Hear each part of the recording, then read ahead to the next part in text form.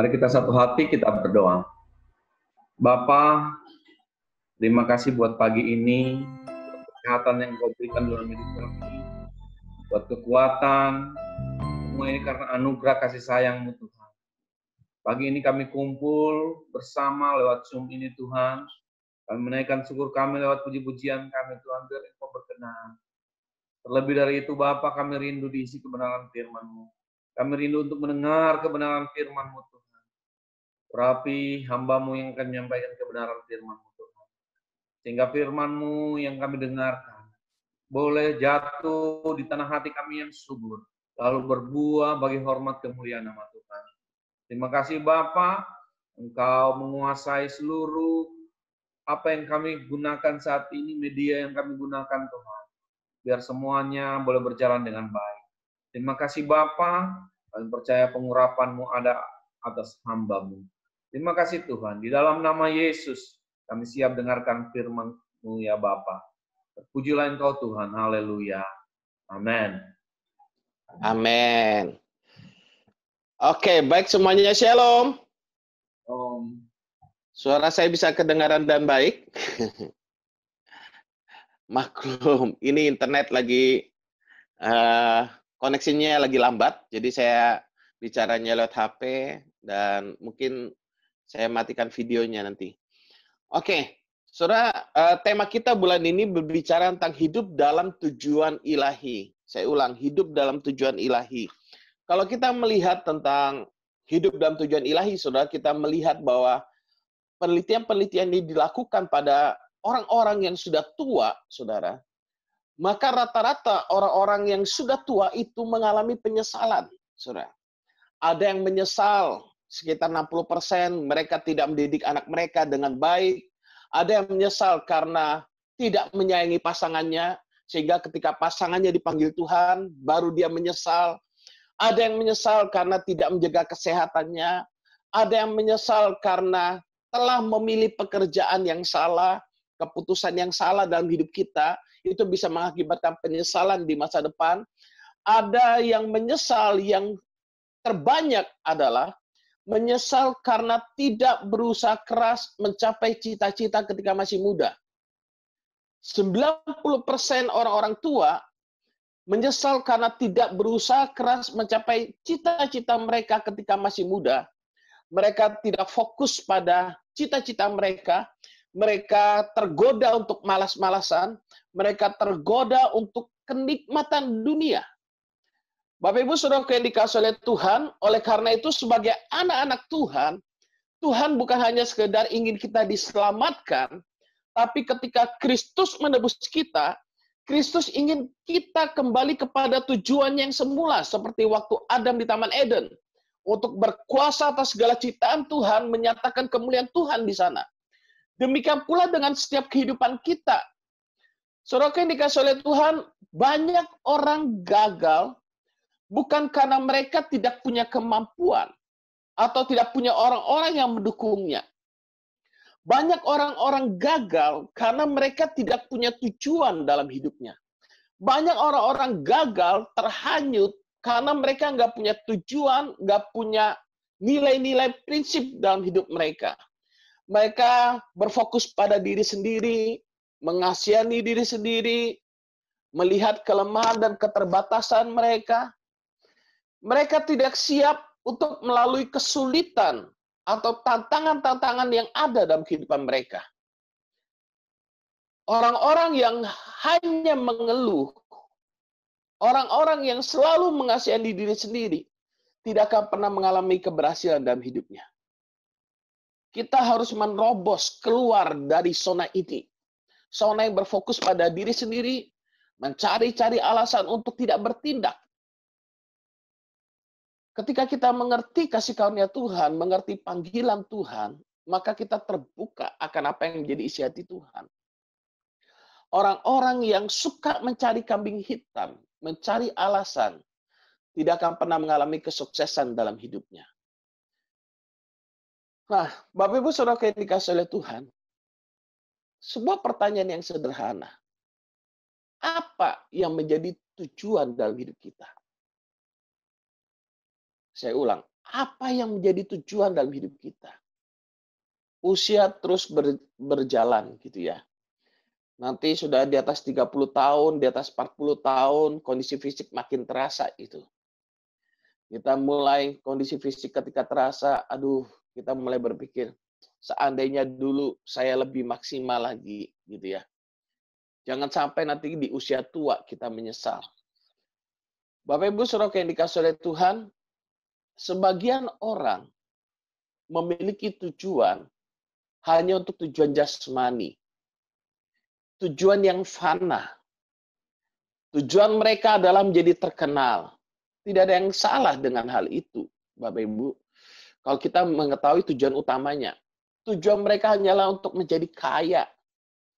Tujuan mereka pokoknya ya nanti dewasa menikah. Cuman sekedar itu saja. Tujuan jasmani yang tidak bersifat kekal. Tujuan mereka hanyalah tujuan yang sementara hanya untuk di dunia ini. Hanya untuk kenikmatan dunia saja. Sedangkan kalau kita mengetahui tujuan ilahi, itu selalu berdampak kekal. Saya ulang. Tujuan ilahi itu dampaknya itu kekal. Apapun yang saudara dan saya lakukan di dunia ini, itu sebenarnya itu dampaknya itu kekal. Ketika saudara melayani Tuhan, saudara mengetahui isi hati Tuhan, supaya setiap jiwa-jiwa diselamatkan, ketika saudara menyampaikan kabar baik kepada mereka yang terikat, kepada mereka yang kekurangan, mereka yang sakit dan sebagainya, ketika saudara menyampaikan kabar baik dan orang tersebut menerima Yesus menjadi Tuhan dan Juru Selamat, maka orang tersebut akan diselamatkan dan itulah tujuan kekalnya Allah. Supaya semua orang yang percaya kepadanya tidak binasa, melainkan beroleh hidup yang kekal. Kalau kita hanya hidup untuk tujuan jasmani saja, percayalah, suatu saat nanti kita akan menyesal. Mari kita lihat sebentar tentang tujuan jasmani ini. 1 Yohanes pasal 2 ayat yang ke-16. Mari kita buka Alkitab bersama-sama. 1 Yohanes pasal 2 ayat yang ke-16. 1 Yohanes pasal 2 ayat yang ke-16 dikatakan begini. Sebab semua yang ada di dalam dunia, yaitu keinginan daging dan keinginan mata, serta keangkuhan hidup, bukanlah berasal dari Bapa, melainkan dari dunia. Dan dunia ini sedang lenyap dengan keinginannya. Tetapi orang yang melakukan kehendak Allah tetap hidup selama-lamanya. Firman Tuhan berkata bahwa sebab semua yang ada di dalam dunia, yaitu keinginan daging dan keinginan mata, serta keangkuhan hidup, bukan berasal dari Bapa, melainkan dari dunia. Dan karena itu berasal dari dunia, kita lihat apa yang terjadi. Dan dunia ini sedang lenyap dengan keinginannya.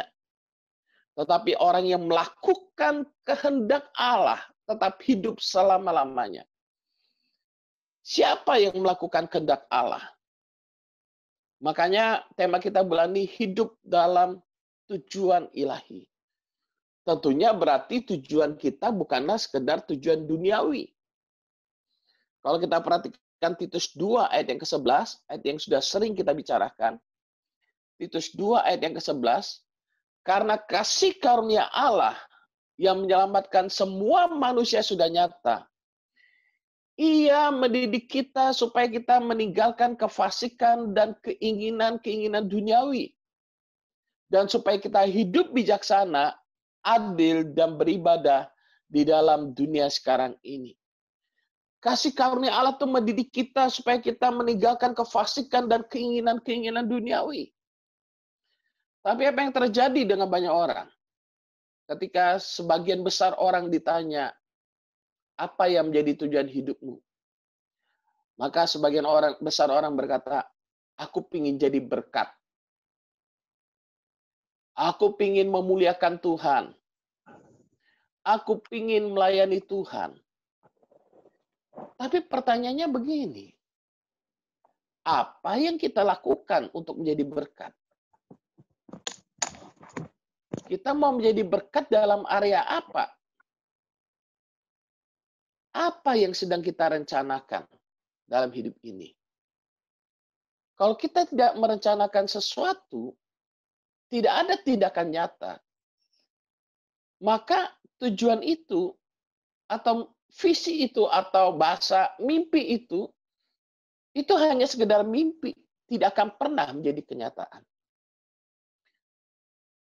Iblis berusaha menipu kita untuk kita tidak berjalan dalam tujuan ilahi. Bagaimana cara iblis membuat kita tidak berjalan dengan tujuan ilahi, dalam tujuan ilahi? Ia membuat seseorang enjoy dengan keadaannya sekarang. Sehingga tidak memikirkan perkara-perkara yang besar sesuai dengan tujuan ilahi. Ya sudahlah, yang penting kerjaanku ini sudah baik, sudah cukup. Yang penting makan minum keluargaku sudah cukup. Sudah sampai di sana. Padahal misalkan Tuhan panggil dia untuk melakukan sebuah pekerjaan yang jauh lebih besar daripada itu. Tapi dia nggak mau meninggalkan zona nyamannya. Dia berada dalam zona nyamannya. Sehingga apa? Dia tidak pernah melangkah dalam tujuan ilahi. Makanya ketika ditanya apa yang jadi visimu, tujuanmu, ya semuanya jadi ngambang. Kenapa mengambang? Karena dia tidak berjalan dalam panggilan Tuhan. Tidak ada ketajaman dalam hidupnya. Iblis juga mencoba mengintimidasi kita dengan memberikan ketakutan. Ketika seseorang memenuhi panggilannya untuk hidup dalam tujuan ilahi, tentunya akan ada perubahan yang terjadi dalam kehidupannya. Perubahan ini berbicara ia harus meninggalkan zona nyaman secara dagingnya. Saya ulang, secara daging itu zona nyaman. Gitu ya. Tapi sebenarnya dia tidak sedang berjalan dalam tujuan ilahi. Nah, saudaraku yang dikasihi oleh Tuhan, karenanya orang yang tidak memiliki tujuan, dia akan sangat mudah terombang-ambingkan oleh dunia ini. Dia akan sangat mudah terombang-ambingkan oleh pengajaran-pengajaran dunia yang ada, nilai-nilai dunia yang ada. Ia akan sangat mudah terombang-ambingkan oleh keinginan daging, hawa nafsunya, dan sebagainya. Ada 4 hal yang harus kita ketahui. Ada 4 hal yang harus kita miliki dalam hidup kita, sehingga kita tidak mudah terombang-ambingkan dalam hidup kita. Kalau tidak ada keempat hal ini, maka kita dengar cerita dari orang lain, oh kelihatannya menginspirasi, oh aku mau jadi seperti dia. Misalkan saya sebagai gembala, oh aku ingin punya gereja yang besar, di dalam gereja ada bisnis, ada ini, ada ini, ada ini, ada ini. Semua cuma sekedar karena kita melihat visinya orang lain, kita melihat keadaan sekitar kita, dan kita pingin jadi seperti itu. Itu dia yang jadi masalah. Itu dia yang seringkali membuat kita tidak berjalan dalam panggilan kita. Nah, 4 hal ini harus ada dalam hidup kita sehingga kita tidak mudah terombang-ambingkan. Yang pertama yang disebut dengan vision. Visi. Yang kedua disebut dengan passion. Kegairahan, semangat, hati yang meledak-ledak, hati yang selalu berkobar ketika bicara tentang visi itu. Yang ketiga yang tidak boleh kita lupakan adalah value, nilai-nilai, prinsip hidup dalam kita menyelesaikan tujuan kita. Yang terakhir baru action. Jadi keempat hal ini harus ada dalam kehidupan kita. Vision, passion, value, action. Coba katakan bersama saya. Vision, passion, value, action. Oke, kita bahas pelan-pelan. Nanti saya akan kasih pada saudara contohnya dalam Alkitab bagaimana seorang yang berjalan dalam visi, saudara, dia harus tetap kuat di dalamnya. Jadi kalau nggak ada vision, passion, value, action, kita akan mudah terombang-ambing. Tidak ada visi seseorang, mungkin dia mengerjakan banyak hal, mungkin dia sedang bekerja. Banyak orang tahu apa yang sedang dia kerjakan. Oh, saya sedang bekerja di kantor, saya kerja di kantor, kerjakan ini, nanti akhir bulan saya dapat gaji dan sebagainya. Saya saya belanja, saya bisa hidup, saya bisa ngekos dan sebagainya. Namun kadang sebagian orang tidak mengerti mengapa ia mengerjakan pekerjaan itu. Mengapa? Nah, orang yang tidak mengerjakan pekerjaan yang sesuai dengan apa yang Tuhan taruh dalam hatinya, bahasa saya salah tempat. Orang tersebut akan menjadi kabur dalam visinya. Orang tersebut mungkin melakukan banyak hal, tapi cepat atau lambat, orang tersebut akan mengalami kejenuhan dalam hidupnya. Kenapa? Karena akhirnya dia menyadari bahwa dia tidak sedang melakukan apa yang Tuhan taruh dalam hidupnya. Makanya untuk kita melangkah dalam sebuah visi, diperlukan keberanian. Dibutuhkan anugerah Allah yang memampukan kita, yang memberikan kita keberanian untuk melangkah dengan iman.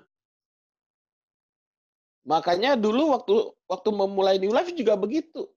Tuhan karena kasih karunia-Nya, dia berikan visi, dia berikan passion. Passion ini sangat penting, saudara. Visi itu pasti membuat hati kita berkobar-kobar. Kalau visi itu tidak membuat hati kita berkobar-kobar, maka nggak akan ada action dalam hidup kita. Dan itu bukan visi. Visi itu, ketika kita membicarakan tentang visi itu, topik yang berkaitan dengan visi itu, membuat kita tuh sangat antusias, sangat bersemangat. Bahkan bicara berjam-jam sampai malam, sampai kita bergadang, mau tidur pun kepikiran itu, lalu kita membuat tulisan, lalu kita berpikir bagaimana membuat ini terjadi. Jadi ketika kita bicara vision, itu berbicara tentang apa yang kita harapkan, yang kita percayai, yang akan terjadi dalam hidup kita di masa yang akan datang. Tindakan kita hari ini akan mempengaruhi apa yang terjadi di akan datang. Tindakan kami awal-awal bersama dengan tim mempengaruhi New Life yang ada saat ini. Kalau dulu tidak ada tindakan, tidak ada visi di sana, maka tidak ada hari ini. Makanya vision, passion, value, action, ini satu paket. Gak bisa orang cuma punya vision, tapi nggak ada passion, value, dan action-nya. Itu jelas khayalan saja. Itu jelas cuma sekedar halusinasi saja. Tapi orang yang punya vision, dalam hatinya terbakar akan cinta kepada Tuhan, ada passion, ada kegairahan, ada semangat, ada antusias untuk melihat visi itu menjadi kenyataan, dan dia punya value yang sesuai dengan kebenaran firman Tuhan, maka pasti ada action. Tidak mungkin visi yang dari Allah tanpa action. Kalau tanpa action, itu tanda tanya apakah ini benar visi dari Tuhan. Atau kemungkinannya ada area-area yang dia tidak memerdekakan hati kena tipu muslihat iblis. Karena itu bicara tentang vision ini, temukan mimpi atau visi Tuhan dalam hidup kita. Bukan visinya orang lain. Temukan tujuan Tuhan dalam hidup kita, ya paling tidak dalam 5 tahun ke depan, apa yang ingin kita hasilkan. Ya, oke, kita lebih persempit. Ini sekarang kita sudah bulan Oktober, sudah bulan 10. 2 bulan lagi kita Natalan. 2 bulan lagi kita sudah tutup tahun lagi, 2020. Dulu perasaan barusan saja kita menyambut tahun baru, betul ya? Nah, mari kita bersama-sama mulai membuat tulisan sebelum akhir tahun. Perencanaan untuk 1 tahun ke depan minimal kita mau ngapain. Sehingga paling tidak ada yang dihasilkan untuk 1 tahun ke depan. Lalu temukan kenapa kita betul-betul menginginkan visi itu terjadi dalam hidup kita. Visi itu memberi kita makna, memberi kita kemampuan untuk membuat keputusan dalam hidup kita. Saya mau beritahu saudara, ketika Tuhan percayakan dengan kapasitas, kita terus mengembangkan kapasitas kita, skill kita meningkat, karakter kita baik, maka akan ada tawaran-tawaran datang dalam hidup kita. Itu yang saya sebut dengan godaan-godaan. Kalau semuanya mau kita inginkan, maka visi kita menjadi kabur. Visi ini membuat kita bisa bertahan melewati godaan. Visi membuat kita bisa bertahan menghadapi masalah. Karena kita tahu tujuan kita. Makanya vision, passion, value, action ini membuat kita tetap konsisten dalam visi kita. Kalau secara dunia akan banyak tawaran-tawaran, godaan-godaan datang dalam hidup saudara dan saya. Nah, ketika kita menerima godaan-godaan tersebut, maka sadar atau tidak, lama-lama visi kita menjadi kabur lagi. Makanya buat keputusan yang tepat dalam hidup kita. Visi itu mempunyai kekuatan untuk membuat sesuatu yang tidak ada menjadi ada. Saya rasa kita semua sudah tahu Thomas Alva Edison suatu saat dia berjalan di malam hari, dia memiliki sebuah mimpi bahwa dia berjalan di malam hari cuma dalam keadaan terang benderang. Makanya dia melakukan penelitian sampai ribuan kali akhirnya ditemukan lampu. Visi itu membuat sesuatu yang tidak ada menjadi ada. Ada satu dorongan, ada satu passion yang membuat seseorang tidak pernah menyerah. Yang membuat seseorang terus bergerak. Bukan hanya membuat seorang terus bergerak. Bahkan visi itu bisa merubah pola hidup kita demi visi. Demi visi, karena ada passion yang begitu kuat, bahkan kita rela berkorban. Rela mati di dalam visi itu. Bayangkan betapa kuatnya visi itu. Makanya waktu Yesus datang ke dalam dunia, waktu di Getsemani dia berkata, ya Bapa, jikalau boleh cawan ini berlalu daripadaku, tapi bukanlah kehendakku, melainkan kehendak-Mu lah yang terjadi. Luar biasa, saudara. Vision, passion, value, action. Passion. Passion itu bicara tentang sumber energi di dalam diri kita yang Tuhan taruh. Kalau kita berapa waktu lalu bicara 5 jawatan, penginjil, nabi, rasul, guru, gembala. Penginjil itu kegairahannya, passionnya itu melihat jiwa-jiwa bertobat. Itu seorang penginjil. Seorang nabi, kegairahannya adalah menyatakan suara Tuhan.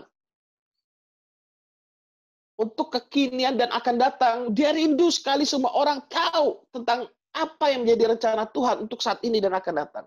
Itu seorang nabi. Penginjil, nabi, rasul. Rasul sangat merindukan melihat lahirnya pemimpin-pemimpin yang luar biasa. Penginjil, nabi, rasul, guru. Guru memiliki satu kegairahan ketika dia melihat orang-orang yang ada di sekitarnya mengenal kebenaran. Hidup dalam kebenaran. Gembala, kegairahannya adalah melihat orang-orang itu yang hatinya terluka terobati. Melihat orang-orang bertumbuh di dalam kasih Tuhan, itu seorang gembala. Jadi kalau saudara perhatikan, passionnya dari 5 jawatan ini masing-masing berbeda. Belum lagi ditambah dengan karya motivasi, belum lagi ditambah dengan karya manifestasi Roh Kudus dan sebagainya. Nah, karena itu 5 jawatan ini memperlengkapi kita. Coba kita lihat Efesus pasal yang keempat. Efesus pasal 4 ayat yang ke-12. Coba kita lihat. 5 jawatan itu untuk memperlengkapi orang-orang kudus bagi pekerjaan pelayanan dan bagi pembangunan tubuh Kristus. sampai kita semua telah mencapai kesatuan iman dan pengetahuan yang benar tentang anak Allah. Kedewasaan penuh dan tingkat pertumbuhan yang sesuai dengan kepenuhan Kristus. Sehingga kita bukan lagi anak-anak yang diombang-ambingkan oleh rupa-rupa angin pengajaran, oleh permainan palsu manusia dalam kelicikan yang menyesatkan. Jadi kalau saudara perhatikan 14, sehingga kita bukan lagi anak-anak yang diombang-ambingkan oleh rupa-rupa angin pengajaran, oleh permainan palsu manusia dalam kelicikan mereka yang menyesatkan. Tetapi dengan teguh berpegang pada kebenaran, di dalam kasih kita bertumbuh dalam segala hal ke arah Dia, Kristus yang adalah kepala. Bapak Ibu Saudara yang dikasihi oleh Tuhan, passion ini alasan mengapa kita berada dalam perjalanan hidup ini. Karena visi, lalu ada dorongan dari dalam yang begitu kuat, itulah yang memicu kita untuk melangkah dengan iman. Banyak orang berbicara tentang vision, passion, action. Kalau saya menambahkan di tengah-tengahnya bicara tentang value. Vision, passion, value, baru action. Visi sebesar apapun, kalau value-nya salah, nggak ada karakter yang baik, nggak ada buah yang baik dari hidupnya, maka semuanya akan hancur berantakan. Mau diakuin atau tidak, dunia melihat karakter, orang-orang sekitar kita melihat karakter. Bahkan, Yesus pun mencari buah yang baik. Betul ya? Makanya setiap pohon ara yang tidak berbuah ditebang sama dia. Nah, passion merupakan pendorong kita untuk dalam melakukan sesuatu. Setiap kita memiliki waktu yang sama dalam hidup ini, namun bagaimana kita memanfaatkan waktu akan menjadi hal yang sangat penting. Karena bagaimana kita memanfaatkan waktu, itu akan mempengaruhi hasil yang berbeda. Seseorang yang memiliki vision, passion, value, dan action, dia akan menggunakan waktu dan efektif untuk menyelesaikan visinya, tentunya hasilnya akan berbeda. Mulai saat ini coba dalam kita hidup dalam tujuan ilahi, buang kegiatan-kegiatan atau aktivitas-aktivitas yang tidak penting dan tidak urgent dalam hidup kita. Seperti berfoya-foya, seminggu 3 kali berlibur berfoya-foya, bermalas-malasan, buang aktivitas-aktivitas seperti itu. Mulai arahkan diri kita pada tujuan yang benar. Bapak Ibu Saudara yang dikasihi oleh Tuhan, berikutnya adalah value. Value berbicara tentang nilai prinsip dalam hidup kita. Kalau saudara perhatikan dalam kehidupan Saul, bagaimana akhir hidup Saul? Dia bunuh diri karena value. Makanya dia sampai bunuh diri. Value yang salah tentunya ini. Simpson mati dalam usahanya yang terakhir minta kekuatan dari Tuhan. Mati bersama dengan musuhnya. Tapi kalau kita lihat Sadrak, Mesak, dan Abednego, dia punya value yang kuat sekalipun masuk dapur api. Sekalipun kematian mengancam dia, itu tidak pernah menggoyangkan imannya dia. Value membuat seseorang tetap berdiri teguh kokoh. Sekalipun dalam bahaya maut. Wow, luar biasa value ini. Sangat luar biasa. Daniel, sekalipun masuk gua singa, dia punya value yang begitu kuat. Saudara. Yesus, sampai dia disalibkan, dia punya vision, passion, value, dan action yang sangat kuat dan nyata dalam hidupnya. Tentunya ketika kita bicara vision, passion, value, action, yang terutama kita dalam melihat Yesus. Karena visinya, dia mengosongkan diri dan mengambil rupa seorang hamba dan menjadi sama dengan manusia. Karena passionnya, vision, passion, value, actionnya, dia rela menderita, menanggung semua cacian. Dia adalah sang pencipta yang seharusnya dihormati, seharusnya dipuja, seharusnya disembah, seharusnya disanjung. Dia mengosongkan dirinya. Karena ada vision, passion, value, dan action dalam hidupnya. Ia melakukan kehendak Bapaknya dan taat sampai mati. Value membuat kita tetap berada dalam track record yang benar. Kalau kita nggak punya value, kita mudah sekali terseret, terombang-ambing. Makanya saya katakan 4 hal ini sangat penting. Vision, passion, value, dan action. Mari kita merenungkan apa yang menjadi tujuan ilahi dalam hidup kita dengan lebih tajam lagi. Memang kita semua mengarah kepada kedewasaan rohani. Namun paling tidak saat-saat ini apa yang kita lakukan dalam hidup kita untuk kita menjadi berkat. Karena ketika ditanya semua orang pasti ingin jadi berkat. Lalu ingin dikenang sebagai apa? Semua orang ingin menghasilkan sesuatu yang luar biasa karena dia ingin dikenang. Tapi apa yang dihasilkan nggak tahu. Itu dia yang jadi problem. Cuman sekedar good idea dan ngambang di awang-awang. Makanya kalau untuk menjadi berkat, itu nggak usah dijadikan visi. Itu sudah kewajiban setiap anak Tuhan untuk menjadi berkat.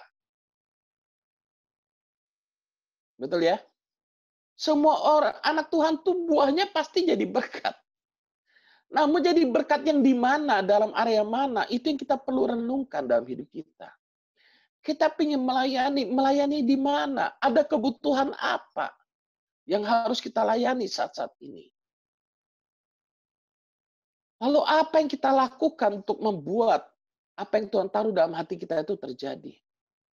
Ingat, ketika kita hidup dalam vision, passion, value, dan action-nya Allah, seringkali terjadi perubahan dalam hidup kita yang mengandung resiko yang besar.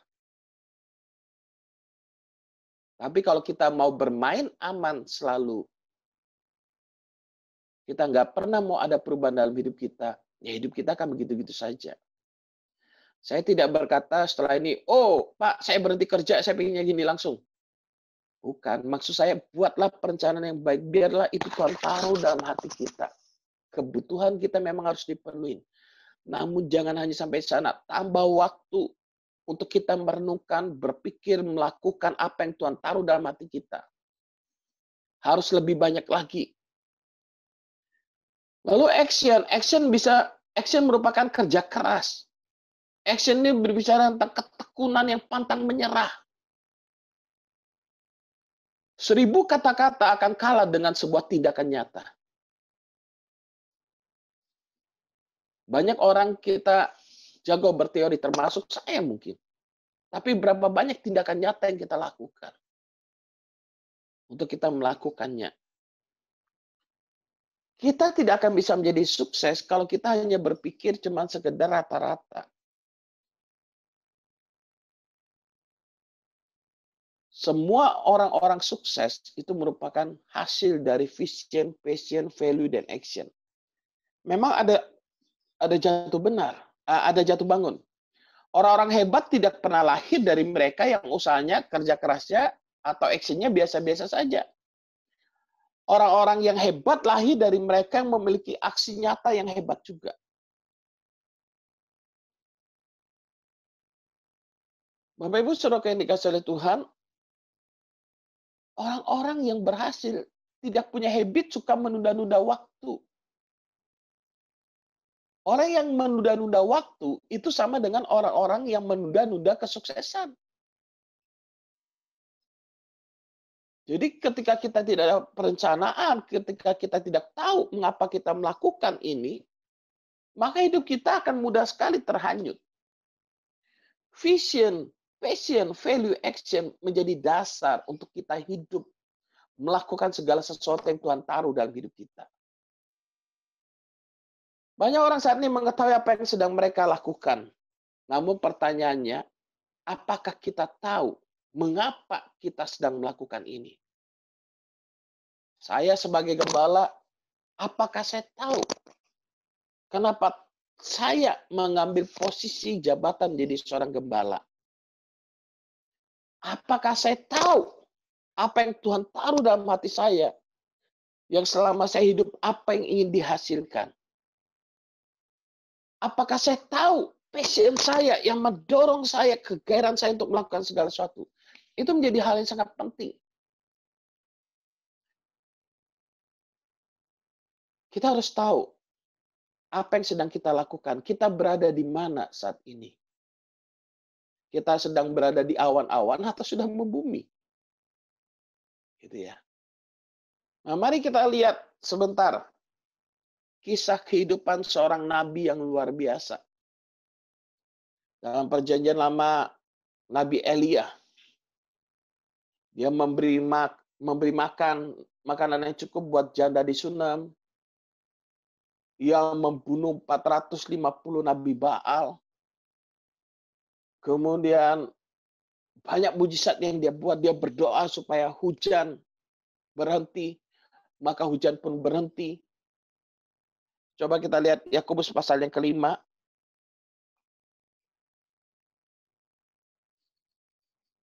Yakobus pasal 5 ayat yang ke-17. Yakobus pasal 5 ayat yang ke-17.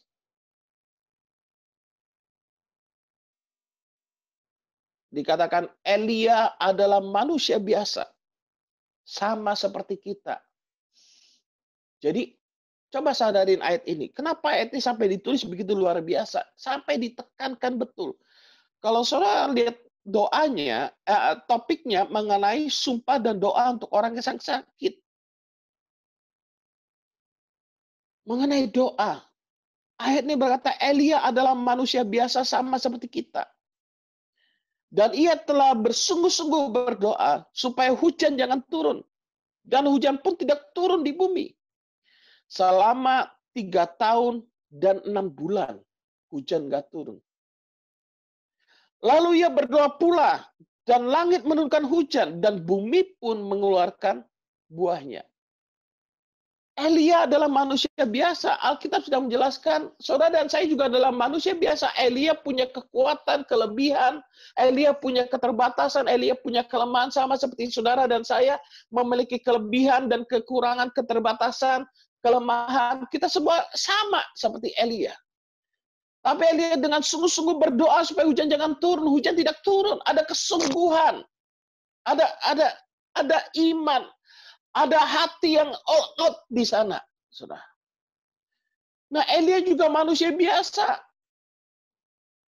Elia juga bisa stres. Jadi, waktu saya merenungkan ini menarik. Bapak Ibu Saudara yang dikasih oleh Tuhan. Ini nabi Tuhan yang bisa dengar suara Tuhan, yang mengalahkan ratusan nabi-nabi Baal, saudara, ternyata bisa stres juga. Bukan berarti saya berkata stres itu normal. Bukan. Sebenarnya kita bisa pelajari dari kisah-kisah dalam Alkitab kenapa seorang stres, dan ini sangat menarik sebenarnya. Cuman kita tidak punya waktu untuk mempelajari hal itu. Coba kita buka 1 Raja-Raja pasal 19 ayat yang pertama sampai keempat. 1 Raja-Raja pasal 19 ayat yang pertama sampai ayat yang keempat. Ketika Ahab memberitahukan pada Isabel segala yang dilakukan Elia. Apa yang dilakukan Elia sebenarnya? Saudara bisa lihat saja perikopnya. 1 Raja-Raja pasal 18 bagian akhir. 1 Raja-Raja pasal 18 di ayat-ayat yang terakhir. Coba saudara lihat. Di sana bicara tentang apa sih, kisah tentang apa sih sebenarnya yang dilakukan oleh Elia. Elia mengalahkan nabi-nabi Baal, betul ya, Elia di Gunung Karmel. Dia mengalahkan 450 nabi-nabi Baal, dia membunuh nabi-nabi Baal, dia sembelih semua. Saudara. Seharusnya kalau logika, kalau kita jadi Elia, Elia merayakan kemenangan yang luar biasa. Seharusnya secara logika, Elia terkagum-kagum akan Tuhan. Saudara. Tapi memang untuk membunuh 450 nabi Baal, itu bukan sebuah pekerjaan yang ringan, saudara. Disembelih satu persatu 450 orang loh, saudara. Elia seorang diri saat itu melawan 450 nabi Baal. Cuman sebenarnya Elia bukan seorang diri, Elia plus Allah menyertai dia, kan gitu kan ya. Cuman secara manusia dia kelihatannya seorang diri. Nah, mari kita lanjutkan. 1 Raja-Raja 19 ayat pertama. Ketika Ahab memberitahukan pada Isabel segala yang dilakukan Elia, nabi-nabi Baalnya sudah dibunuh gitu ya, dan perihal Elia membunuh semua nabi itu dengan pedang, maka Isabel menyuruh seorang suruhan mengatakan pada Elia, beginilah kiranya Allah menghukum aku, bahkan lebih lagi daripada itu. Karena Isabel ini terkenal membunuh nabi-nabinya Allah. Jadi dia berkata, beginilah kiranya para Allah menghukum aku, bahkan lebih lagi daripada itu, jika besok kira-kira pada waktu ini aku tidak membuat nyawamu sama seperti nyawa salah seorang dari mereka itu. Maka takutlah ia lalu bangkit dan pergi menyelamatkan nyawanya. Ketika Elia berusaha menyelamatkan nyawanya, ketika kita berusaha dengan segenap tenaga kita menyelamatkan diri kita sendiri, itu awal cikal bakal stres. Dan setelah sampai di Beersheba, yang termasuk wilayah Yehuda, ia meninggalkan bujangnya di sana, tetapi ia sendiri masuk ke padang gurun sehari perjalanan jauhnya. Lalu duduk di bawah sebuah pohon arar. Kemudian, apa? Alkitab catat apa? Ia ingin mati. Kalau kita bayangkan kemenangan yang Elia alami, mengalahkan 450 Nabi Baal seorang diri. Ini sungguh luar biasa. Dan dia berdoa. 3,5 tahun hujan tidak turun. Dan setelah dia bunuh Nabi Baal, nanti kalau saudara baca, dia berdoa, hujan turun dan hujan itu turun. Kuasa yang begitu besar menyertai dia. Namun apa yang terjadi? Elia mengalami satu tekanan. Kemudian ia ingin mati, katanya, cukuplah itu sekarang ya Tuhan. Ambillah nyawaku sebab aku ini tidak lebih baik daripada nenek moyangku. Banyak hal yang kita bisa pelajari dari kisah ini, kenapa seorang mengalami stres. Yang pertama, karena ancaman atau intimidasi. Ancaman atau intimidasi ketika kita dengarkan terus, maka kita akan stres. Corona mengancam kita, kalau kita terus bicara tentang corona, pagi, siang, malam, kita akan stres ketika kita berusaha menyelamatkan diri kita dari corona, sampai kayak orang yang aneh gitu ya, kemana-mana, bahkan mungkin bawa semprotan sendiri, masuk mana semprot sendiri, dan sebagainya. Kita sudah stres di sana. Orang beriman itu hidup dari iman, bukan dari kekuatannya. Orang beriman itu hidup dari iman kepada Allah yang hidup, yaitu Tuhan Yesus Kristus. Ketika ada ancaman, percayalah ancaman itu tidak akan dapat membunuh kita karena kita adalah anak-anak Tuhan.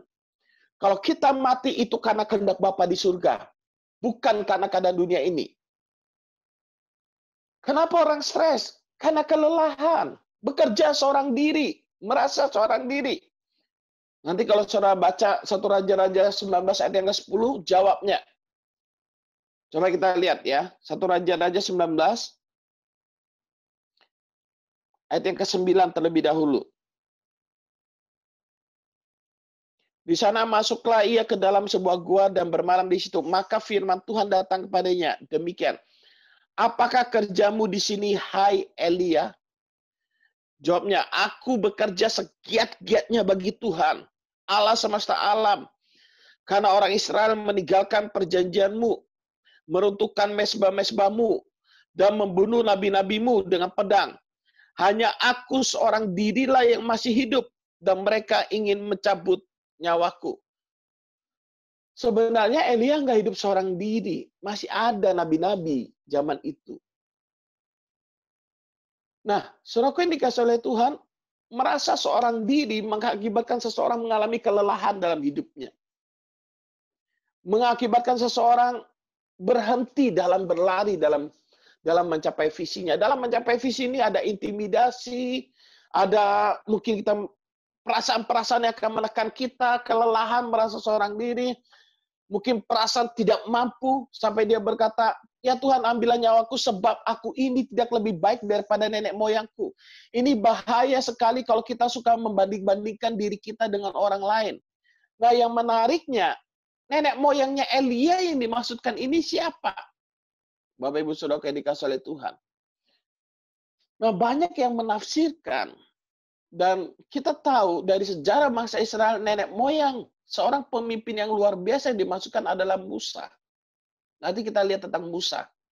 Bagaimana Musa dalam menjalankan visinya Allah, membawa bangsa Israel keluar dari perbudakan bangsa Mesir untuk masuk dalam tanah perjanjian. Ternyata Musa juga pernah minta ingin mati.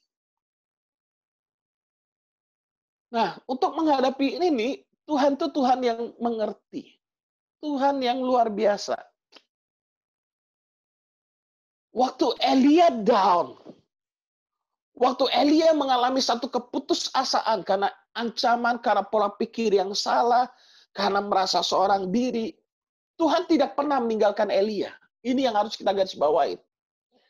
Dalam kita menyelesaikan visi yang daripada Tuhan, percayalah, dalam segala keadaan, Tuhan tidak pernah meninggalkan kita.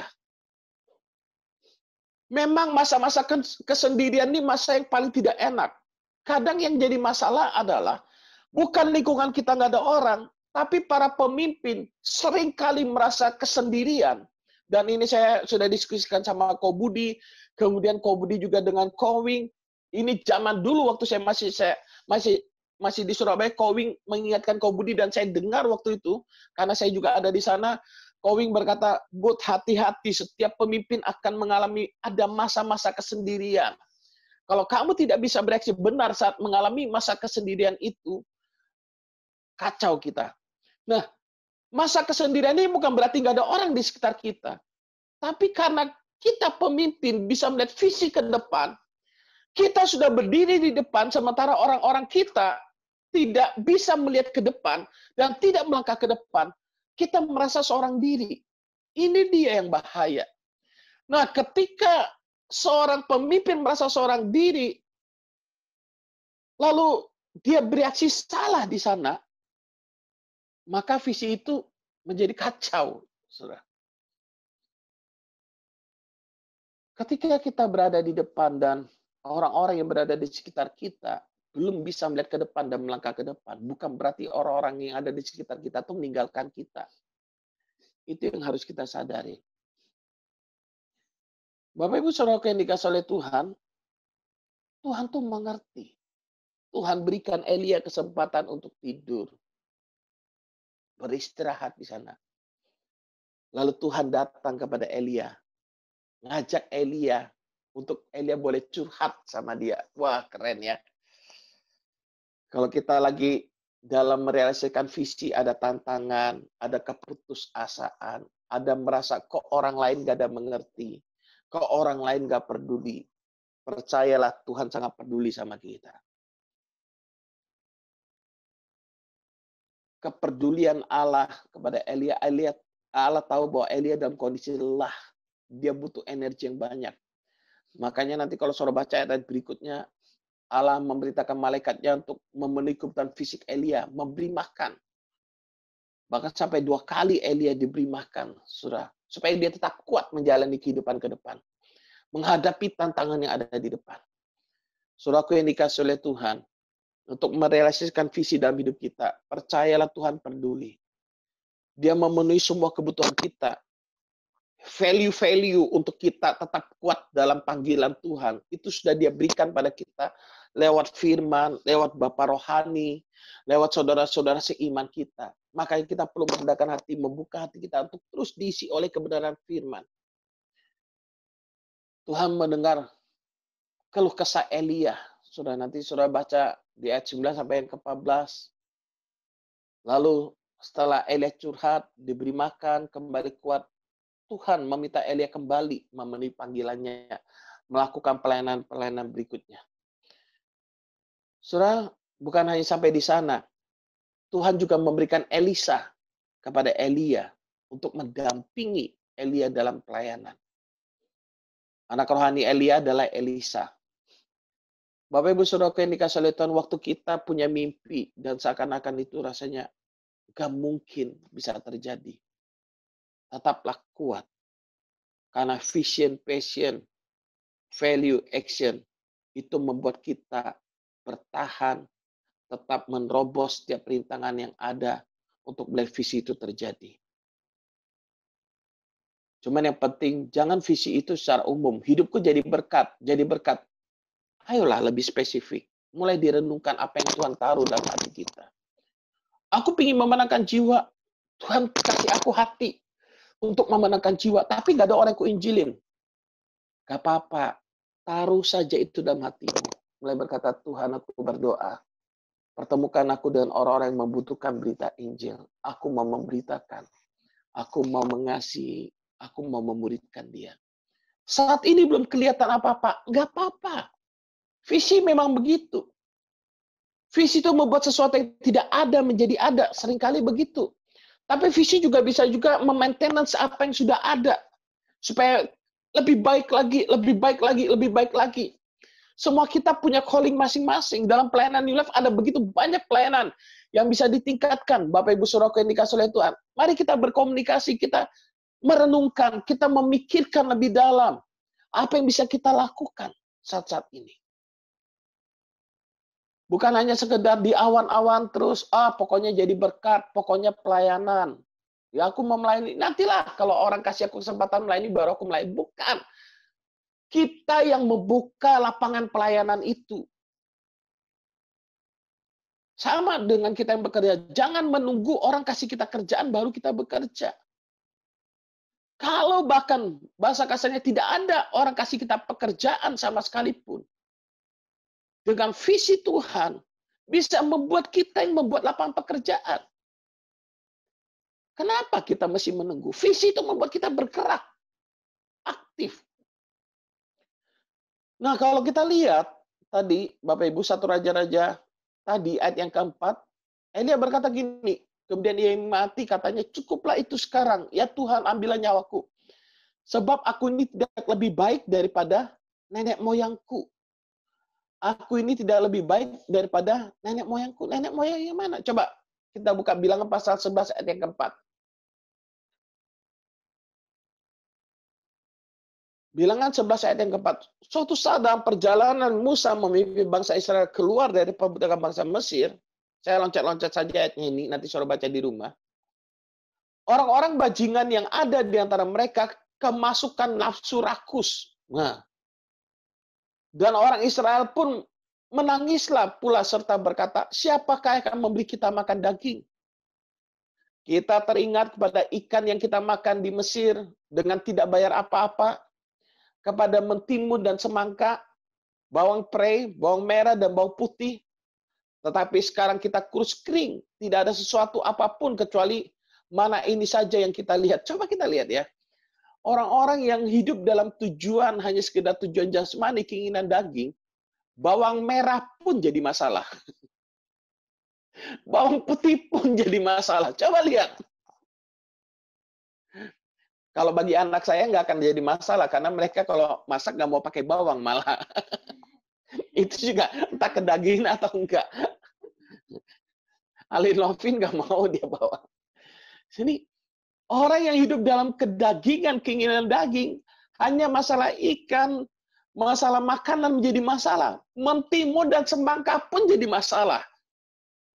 Tapi memang jadi masalah karena di padang pasir, mereka tidak pernah menyicipi itu lagi sudah mungkin sekian tahun, sekian lama gitu ya.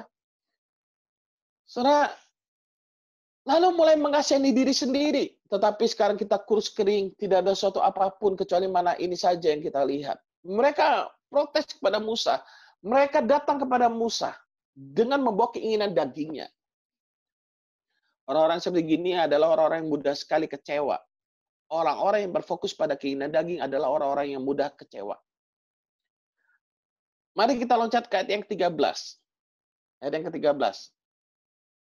Dari manakah aku mengambil daging untuk diberikan kepada seluruh bangsa ini? Kan Tuhan bilang, Musa harus Tuhan akan beri makan mereka daging. Sebab mereka menangis kepadaku dengan berkata, berilah kami daging untuk dimakan. Aku seorang diri tidak dapat memikul tanggung jawab. Saudara perhatikan, Elia stres. Dia merasa seorang diri. Nanti saudara pelajari itu bagus sekali. Musa stres karena merasa seorang diri. Mengambil tanggung jawab itu. Dia merasa seorang diri.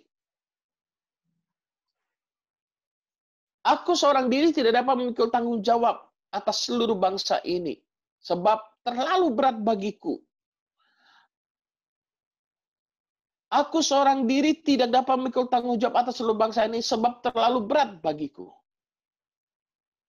Jika engkau berlaku demikian kepadaku, sebaiknya engkau membunuh aku saja. Lihat, Musa minta Tuhan membunuh dia. Jika aku mendapat kasih karunia di matamu, supaya aku tidak harus melihat celakaku. Saudara perhatikan, Musa seorang pemimpin yang hebat, yang berjalan dalam panggilan Tuhan, yang berusaha memenuhi panggilan Tuhan. Tapi dia pun ingin mati, saudara. Dia pikir lebih bagus dia mati, itulah kasih karunia Tuhan dalam hidupnya. Gawat sekali, saudara. Apa yang membuat Musa stres? Mirip dengan Elia. Elia berkata, aku tidak lebih baik daripada nenek moyangku.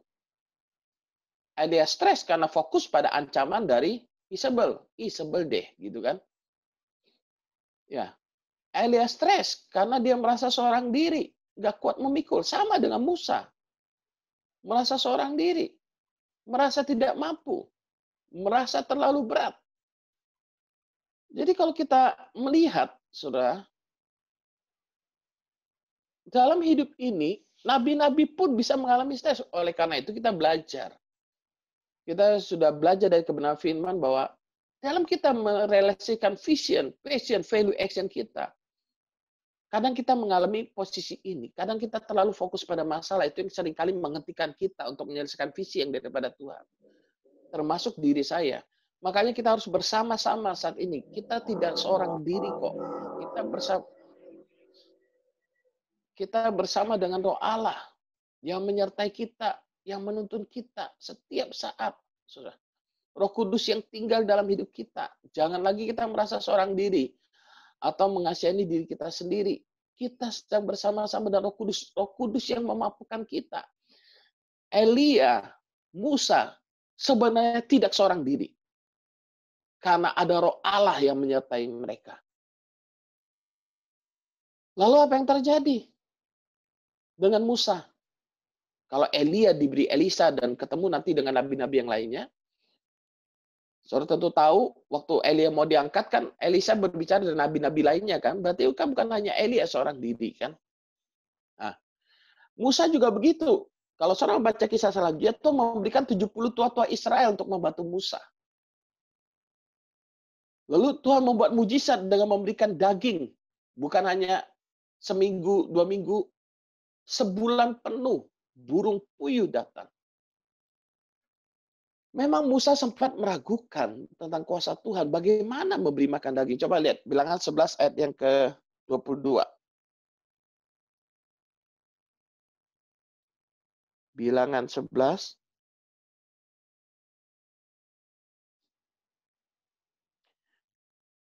Ayat yang ke-22. Mulai 21 deh. Musa berkata gini, tapi kata Musa, bangsa yang ada bersama aku ini berjumlah 600.000 orang berjalan kaki. Namun engkau berfirman, daging akan kuberikan kepada mereka,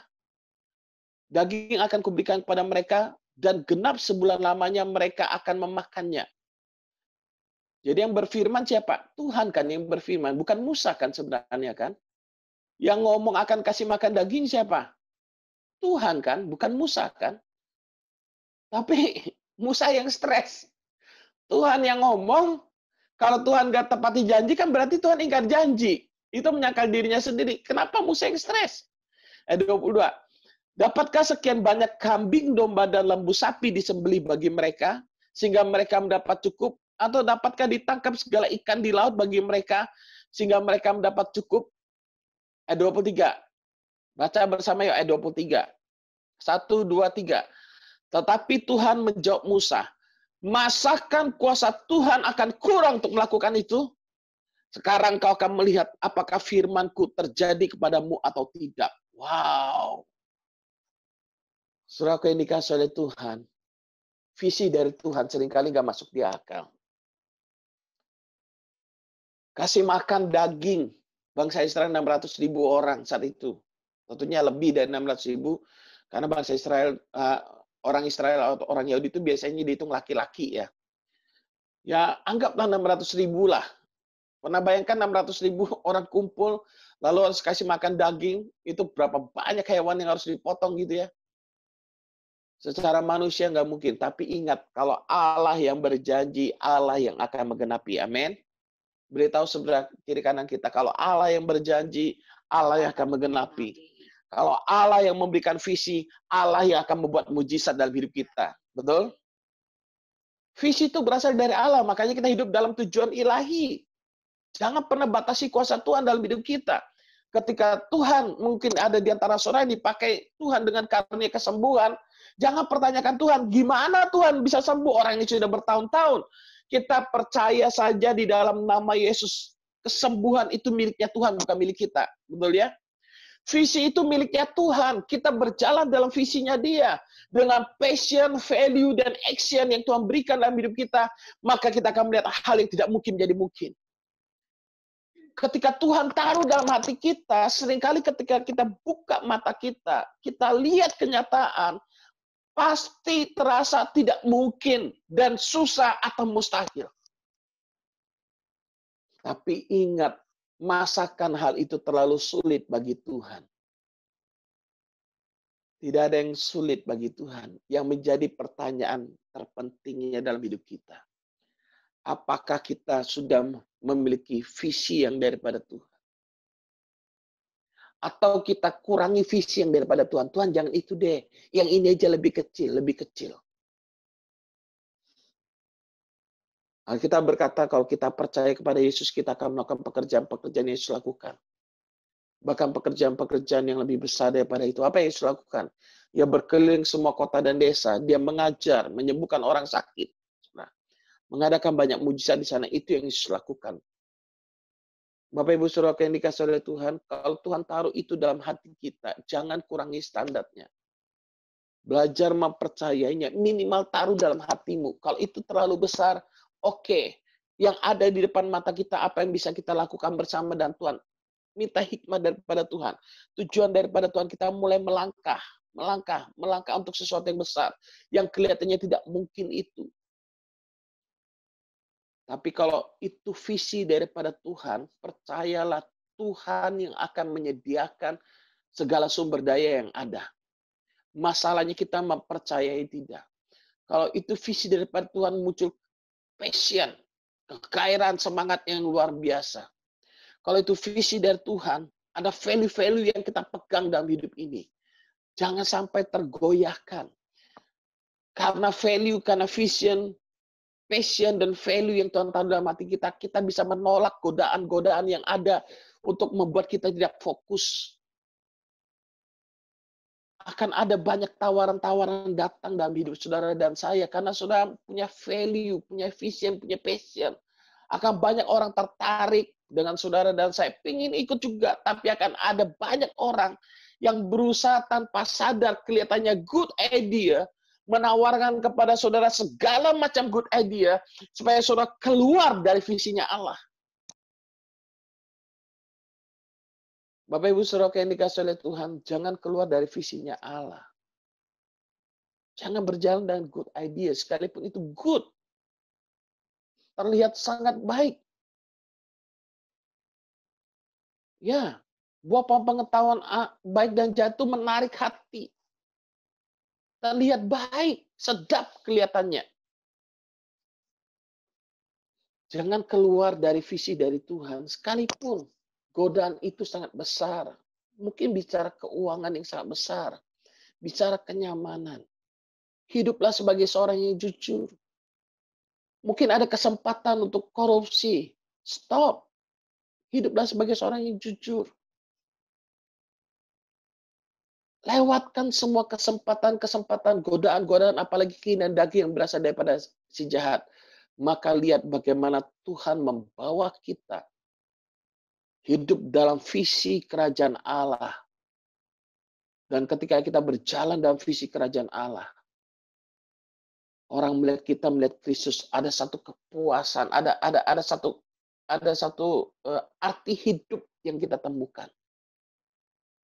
Mari kita bersama-sama bergandengan tangan, Bapak Ibu. Jangan berjalan seorang diri. Sungguh jangan berjalan seorang diri.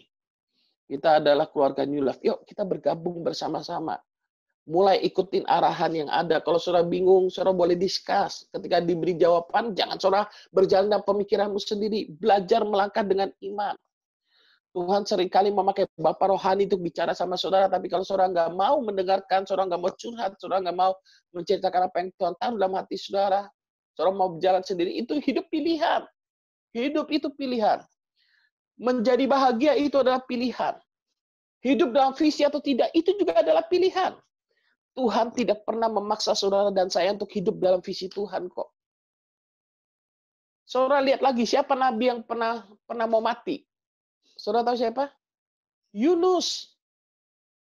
Yunus juga mau mati, saudara. Kenapa dia sampai mau mati? Dia sakit hati. Hidup dalam sakit hati. Tuhan suruh ke Niniwe, dan Niniwe bertobat. Yunus sakit hati. Karena dia melihat kebaikan Tuhan, dia nggak terima atas bangsa Niniwe. Sampai mau mati dia. Nanti saudara pelajarin. Makanya kalau orang digerakkan oleh sakit hati, ini juga membuat orang gagal hidup dalam visinya Tuhan. Tidak menikmati hidup dalam panggilan Tuhan. Sekali lagi, apa yang tidak mungkin itu mungkin bagi kita. Pastikan visinya bukan tujuan jasmani, tujuan duniawi. Karena tujuan duniawi itu akan berlalu. Apa visinya? Menikah, Pak. Punya anak. Sama orang kaya. Apa visinya? Jadi pengusaha, Pak. Terus apa yang dilakukan? Ya nunggu. Ingat, visi itu pasti membangkitkan passion. Dengan value yang benar kita bertindak. Maka apa yang menjadi visi Tuhan itu akan terrealisasi dalam hidup kita. Apa yang menjadi visimu? Aku ingin menolong orang-orang yang cacat ini, Pak. Aku ingin punya ini, Pak. Terus apa yang kamu lakukan? Iya, aku percaya Tuhan memberkati aku dunia kerja gini, nanti orang-orang cacat dipekerjakan dan sebagainya. Nah, itu jelas, saudara. Tapi apa visimu? Jadi berkat. Apa visimu? Menyenangkan Tuhan. Apa visimu? Memuliakan Tuhan. Gak usah dijadikan visi kalau model-model begitu. Itu sudah kewajiban. Itu dampak dari orang yang hidup dalam visi. Dampak dari orang yang hidup dalam visi, dia akan menjadi berkat. Dia akan memuliakan Tuhan. Dia akan menghasilkan sesuatu dan orang melihat hidupnya melihat Kristus. Gitu ya. Tapi apa yang menjadi visimu? Yang Tuhan mau saudara dan saya lakukan saat-saat ini. Mari kita saat-saat ini, di bulan ini, kita akan banyak bicara ini. Nanti ISTM saudara akan dipandu pelan-pelan. Karena untuk menemukan visi ini bukan saudara, satu kali berdoa, langsung dapat, ini visiku. Nah, visi itu perlu dipergumulkan. Sampai lahir. Passionnya itu menggerakkan saudara. Mungkin awalnya kelihatannya visinya kabur. Tapi nggak apa-apa, mulai melangkah sesuai dengan passion. Value yang ada. Action. Dan ingat, goalnya bukan keinginan daging. Goalnya adalah tujuan ilahi dalam hidup saudara dan saya. Jadi bukan sekedar hidup saja. Tapi kita melakukan apa yang Tuhan mau dalam hidupku. Amin. Amin. Mau hidup dalam tujuan ilahi, amin. Kita bersama-sama hidup dalam tujuan ilahi, dalam panggilan Tuhan dalam hidup kita. Bapak Ibu Saudara yang dikasihi oleh Tuhan. Ingat, jangan perkecil visimu karena kita kurang iman. Ketika saudara terima visi, percaya dan terima saja. Taruh itu dalam hati saudara. Dierami terus. Mulai apapun keputusan kita, mulai mengarah kepada visi itu. Sekalipun itu harus meninggalkan zona nyaman. Melangkahlah dengan iman. Percaya saja. Sekalipun mungkin awal-awal terasa sulit, menderita, dan sebagainya. Percaya saja. Kalau saya lihat anugerah Tuhan atas New Life, saudara, benar-benar murni, 100% karena Tuhan. Tuhan yang mendirikan New Life ini. Tuhan yang akan menyelesaikannya. Kalau saudara tanya, visinya New Life adalah menolong orang-orang untuk memperoleh hidup baru dalam Tuhan. Misinya New Life adalah membuat orang-orang berdampak bagi orang lain. Impactor, kreator. Saya berdoa dan percaya Tuhan juga akan melakukan yang sama atas hidup saudara dan saya. Dia yang berikan kemampuan atas kita. Dari tidak ada menjadi ada. Mari kita tenangkan hati kita. Kita berdoa. Biarkan Roh Kudus bicara dalam hidup kita. Kau dahsyat Tuhan. Kau baik. Hidupku menggenapi firman-Mu. Amin. Tanda mujizat sertai tiap langkah. Mari kita renungkan Kau bersama apa yang Tuhan mau dalam hidup kita untuk kita menggenapi firman-Nya. dalamku, jadi bukti kebesaran-Mu.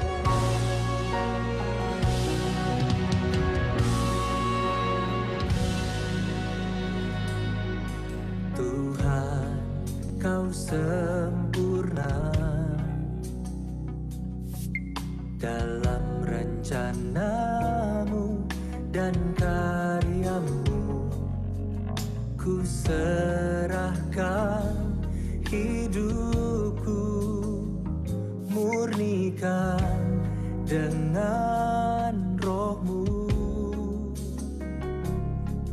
Tuhan, Kau sempurna dalam rencana-Mu dan karya-Mu. Ku serahkan hidupku, murnikan dengan Roh-Mu. Hidupku menggenapi firman-Mu. Tanda mujizat sertai tiap langkahku. Kau bersamaku, di dalamku, jadi bukti kebesaran-Mu.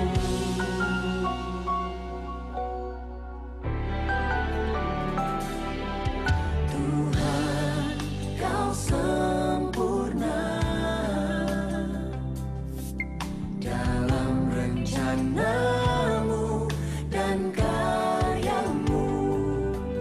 Ku serahkan hidupku, murnikan dengan Roh-Mu. Hidupku menggenapi firman-Mu. Tanda mujizat sertai tiap langkah.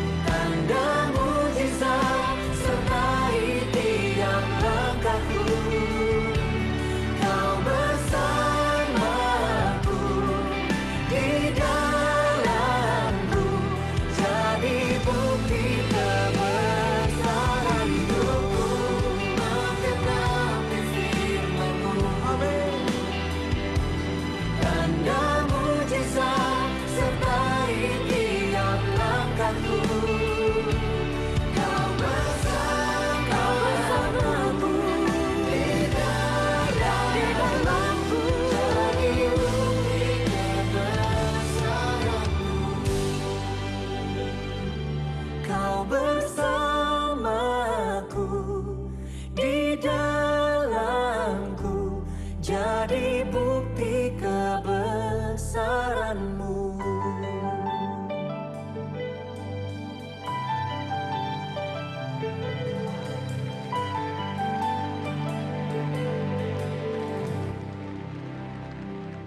Pak Bagus boleh pimpin kita dalam doa firman. Mari kita bersatu dalam doa, kita mengucap syukur atas firman Tuhan pada hari ini. Terima kasih Tuhan, terima kasih untuk Bapak Gembala kami yang sudah menyampaikan isi hati-Mu Tuhan pada pagi hari ini. Terima kasih Tuhan kalau kami boleh diingatkan kembali akan bagaimana kami boleh berjalan di dalam visi yang Kau letakkan di dalam setiap kami. Dengan keunikan pribadi kami masing-masing Tuhan. Kami semua spesial di mata-Mu, biarlah kami tidak melihat kelemahan, kekurangan, keterbatasan kami Tuhan. Biarlah kami memandang kepada Engkau Tuhan.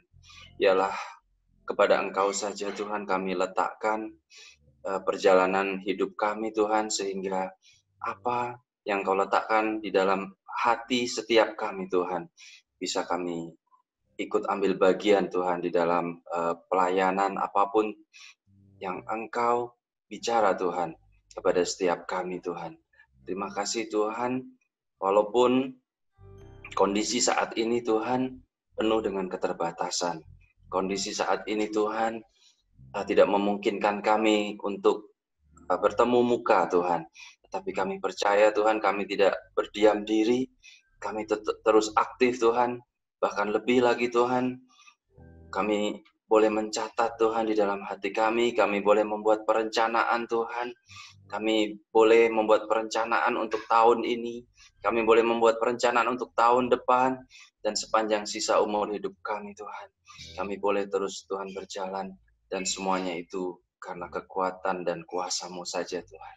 Terima kasih Tuhan Yesus untuk firman-Mu melalui Bapak Gembala. Engkau terus memberkati keluarga beliau Tuhan. Engkau terus melindungi dan menyertai Tuhan. Kami percaya Tuhan, visi yang daripada-Mu Tuhan, terus boleh beliau sampaikan kepada setiap kami. Terus menjadikan semangat buat setiap kami anak-anak-Mu Tuhan di dalam keluarga New Life. Terima kasih Tuhan Yesus, terpujilah nama-Mu. Haleluya. Amin. Amin. Amin. Kita akan masuk dalam perjamuan kudus. Saudara boleh mempersiapkan roti dan anggur masing-masing.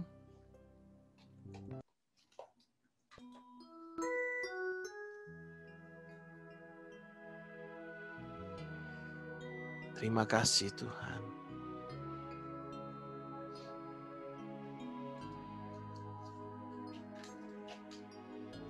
Yesus.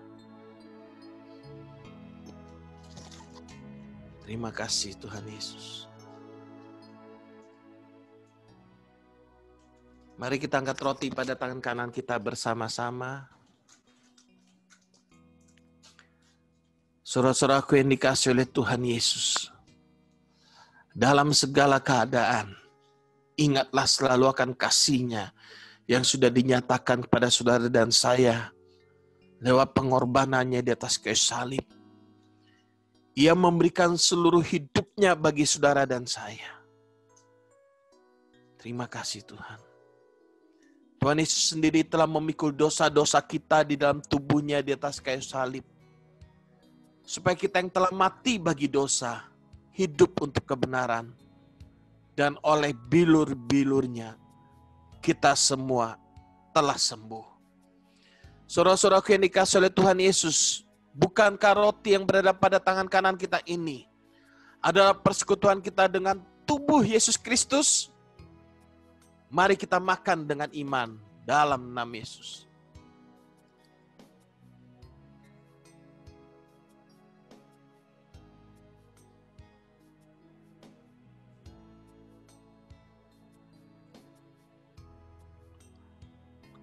Mari kita angkat anggur pada tangan kanan kita bersama-sama.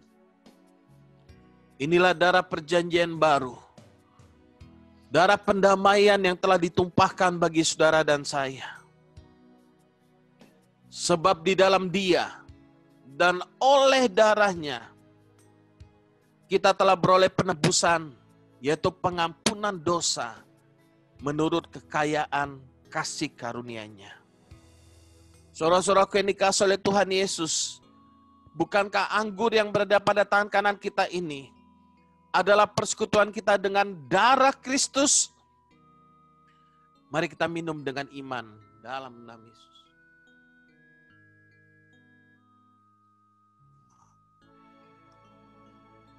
Mari ambil waktu saat naikkan syukur kepadanya. Terima kasih.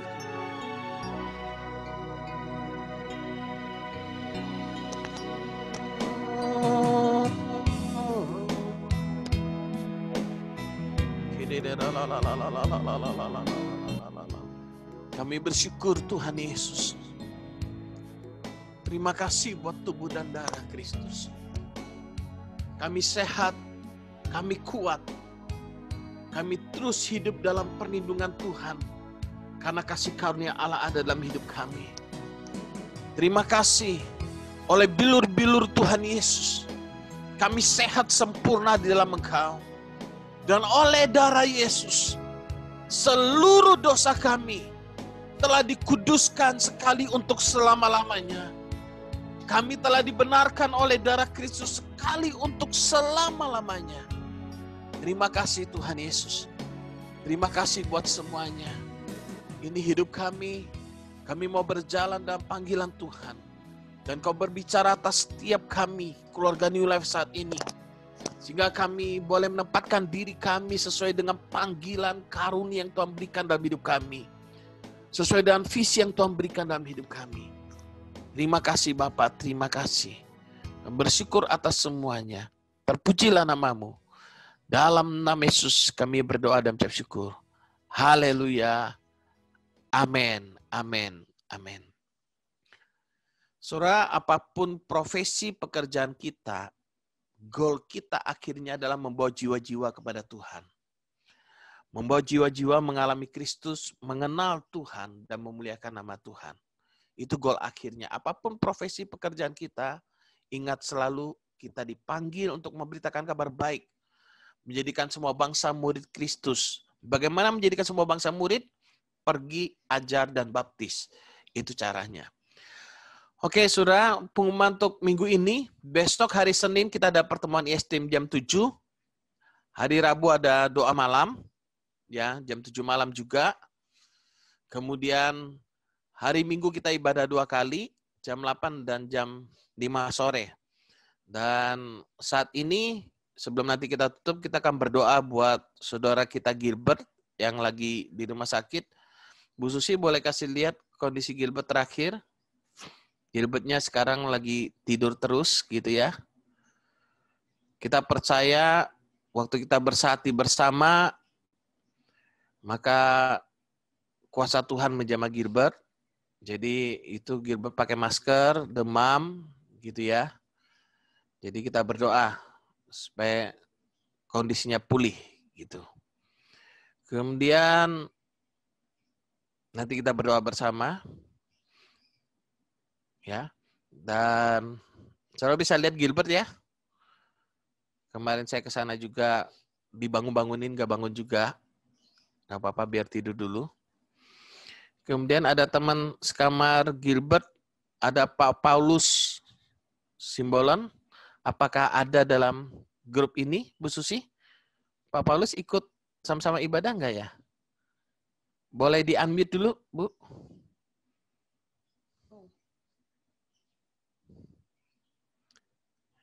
Boleh di-unmute dulu mic-nya? Pak Paulus, kita akan berdoa bersama-sama buat Bapak juga.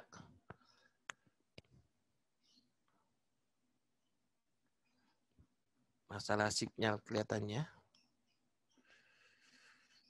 Boleh di-unmute, Bu, mic-nya sebelah kiri bawah.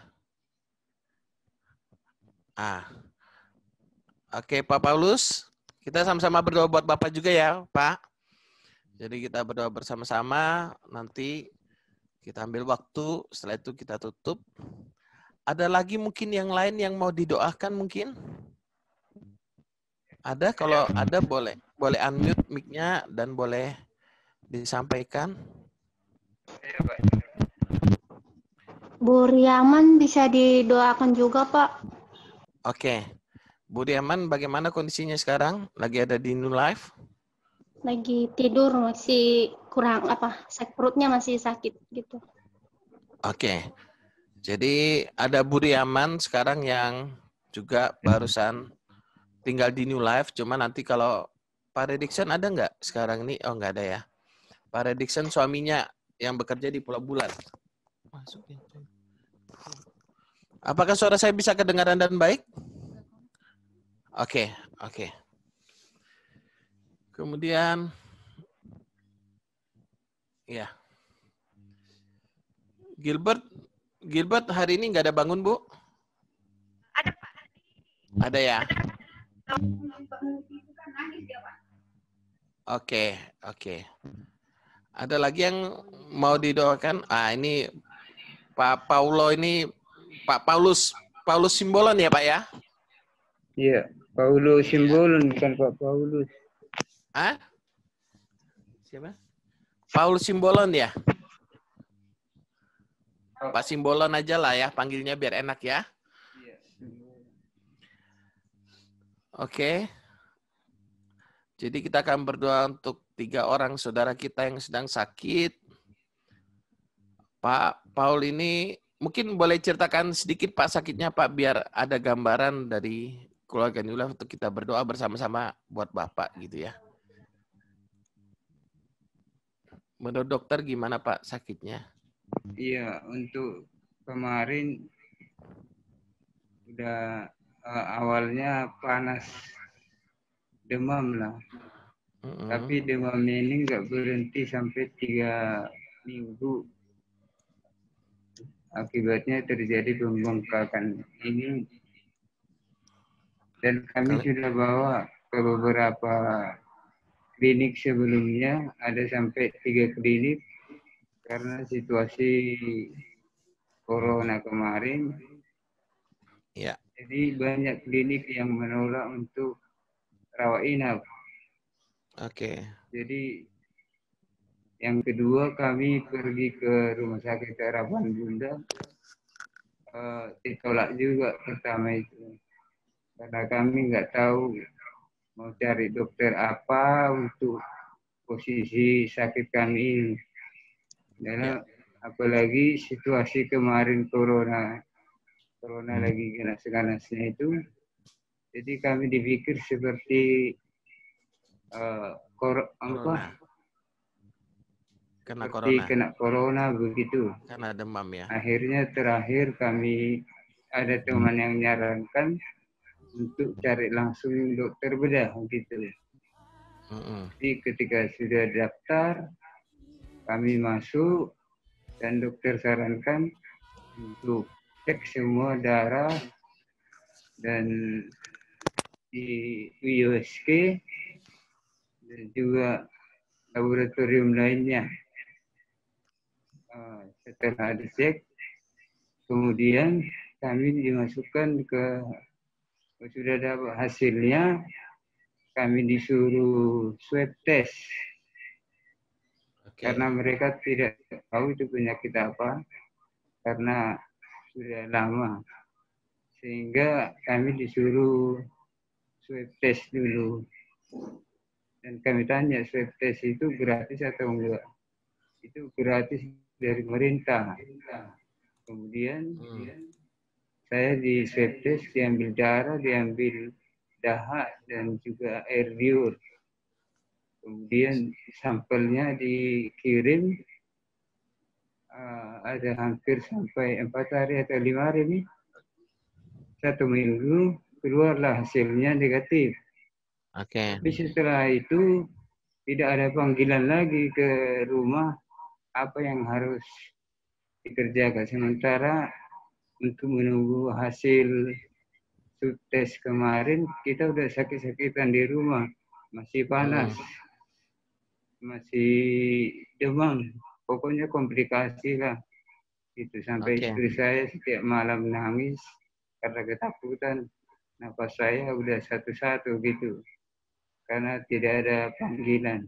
Jadi kami teruskan untuk kembali ke Harapan Bunda. hasilnya seperti kita dibolak-balikkan untuk antrian lah yang salah. Dokternya lah sudah pulang, seperti itu. Pak, boleh dipersingkat menurut hasil dokter yang sekarang ini sakitnya sakit? Jadi sakitnya sekarang kemarin komplikasi itu sudah diselesaikan dari rumah sakit ini sekarang ini. Dan terakhir pembengkakan ini karena tidak sanggup biaya, jadi kami disuruh pulang dulu karena untuk urusan bagian dalam sudah selesai. Karena biaya operasi itu terlalu besar, jadi kami pulang dulu untuk dirembukkan keluarga. Oke. Yang kelenjar getah beningnya? Jadi kami disuruh pulang dulu untuk karena biayanya sangat besar untuk operasi. Jadi dokter bilang pulang dulu lah. Hari ini kan pulang. Oke. Ya. Jadi sakitnya menurut dokter kelenjar getah bening itu benar ya Pak ya? Kalau menurut dokter ya. Oke. Oke, kita akan berdoa bersama-sama buat Pak Simbolon, buat Bu Riaman, buat Gilbert, bersama-sama kita berdoa ya. Bapak Ibu Saudara, kita satukan hati. Kita berdoa, ambil waktu tenang sejenak, baru kita berdoa. Pak Simbolon, Gilbert, Bu Riaman, biarlah kuasa Roh Kudus menjamah Bapak, menjamah Gilbert, menjamah Bu Riaman. Terima kasih Tuhan Yesus. Kaulah Tuhan penyembuh.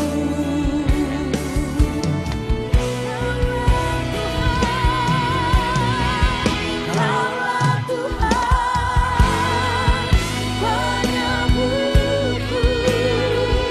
Kaulah Tuhan penyembuh. Kau berfirman dan sembuhkanku. Kaulah Tuhan. Mari sekali lagi katakan Kaulah Tuhan penyembuhku. Kaulah Tuhan penyembuh. Kau berfirman dan sembuhkanku. Kaulah Tuhan penyembuh. Kau berfirman dan sembuhkanku. Kaulah Tuhan penyembuh.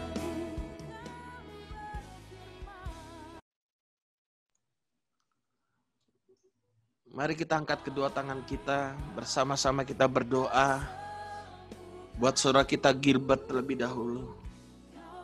Roh Kudus, kami keluarga New Life bersehati.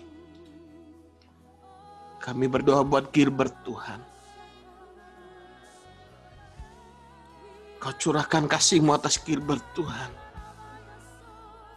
Kasih karunia-Mu nyata atas Gilbert.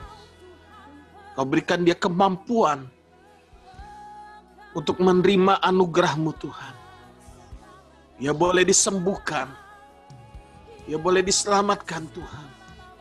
Dan ia dalam usianya masih muda ini kembali Kau pakai untuk melayani Kau Tuhan. Terima kasih Tuhan Yesus. Terima kasih Bapa. Kami lepaskan kuasa kesembuhan oleh bilur-bilur Tuhan Yesus atas Gilbert. Dia saat ini berada di rumah sakit Elizabeth Tuhan. Kuasa-Mu menjamah Gilbert di dalam nama Yesus. Terima kasih Bapa, makasih Tuhan Yesus. Ku menyerahkannya dalam tangan-Mu Tuhan.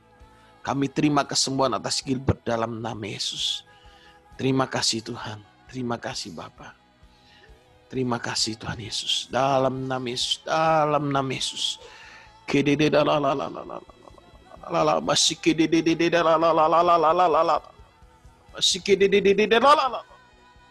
Dalam nama Yesus. Terima kasih Tuhan. Terima kasih. Terima kasih Bapak. Dan mari kita berdoa buat Pak Simbolon. Bapak, terima kasih. Bukan satu kebetulan kami boleh saling berkenalan satu sama lain dengan Pak Simbolon. Kami berdoa buat Pak Simbolon. Secara medis dokter berkata ia sakit kelenjar getah bening dan harus dioperasi. Dan kami percaya kuasa-Mu menjamah Pak Simbolon Tuhan. Benjolan yang ada di lehernya, yang menurut dokter kelenjar getah bening saat ini kami katakan menjadi sembuh sempurna dalam nama Yesus. Dalam nama Yesus. Dalam nama Yesus. Terima kasih Tuhan. Oleh bilur-bilur Yesus, Pak Simbolon boleh menerima kesembuhan yang sempurna dalam nama Yesus. Kami lepaskan kuasa kesembuhan itu atas Pak Simbolon Tuhan. Kalau hari ini ia boleh pulang, kami percaya kuasa-Mu terus menyertainya. Kau memberikan hikmat pada Pak Simbolon sekeluarga, untuk ia boleh bersama-sama berharap, bersandar penuh kepada Tuhan Yesus. Dan nama Tuhan dipermuliakan. Terima kasih Bapak, terima kasih.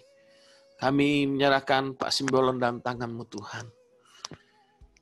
Terima kasih Tuhan. Dan saat ini kami juga berdoa buat Bu Riaman Tuhan, yang sedang berada di New Life, yang sedang sakit perutnya. Kami percaya kuasa-Mu menyembuhkan Bu Riaman Tuhan. Di dalam nama Yesus, bekas operasi yang pernah ia lalui, saat ini kembali sempurna dalam nama Yesus. Oleh bilur-bilur Tuhan Yesus, Kau memberikan kekuatan pada Bu Riaman, baik roh, jiwa, dan tubuhnya Tuhan. Kau pulihkan semuanya secara total. Terima kasih Tuhan Yesus. Terima kasih, kami bersyukur buat pagi hari yang luar biasa ini. Kami terima kesembuhan atas saudara-saudara kami yang sedang sakit Tuhan. Terima kasih Tuhan Yesus. Kami bersyukur. Terima kasih Tuhan. Mari sebelum kita tutup ibadah. Ku percaya Engkau memberkati aku berlimpah-limpah dan memperluas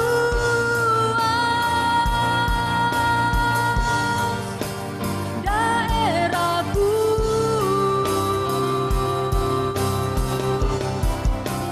Ku percaya tangan-Mu menyertai aku dan melindungi aku daripada malapetaka, sehingga kesakitan tidak menimpa aku. Mari kita deklarasikan iman kita bersama. Aku percaya kasih karunia Tuhan Yesus Kristus berlimpah-limpah dalam hidupku. Aku percaya Roh Kudus ada dalam hidupku, membukakan aku akan vision, passion, value, dan action. Aku percaya karena visi daripada Tuhan, aku hidup di dalamnya, dan hidupku menjadi berkat bagi banyak orang. Aku percaya kasih-Nya, kuasa-Nya, hikmat-Nya, pengurapan-Nya, berkat-berkat-Nya, perlindungan-Nya, dan penyertaan-Nya sempurna dalam hidupku sampai selama-lamanya. Saudara-saudaraku yang dikasihi oleh Tuhan Yesus, terjadilah sesuai dengan apa yang telah kita imani dan apa yang telah kita katakan bersama. Di dalam nama Bapa, Anak, dan Roh Kudus, yaitu di dalam nama Tuhan Yesus Kristus. Yang percaya itu semua terjadi bersama dengan saya berkata, amin, amin.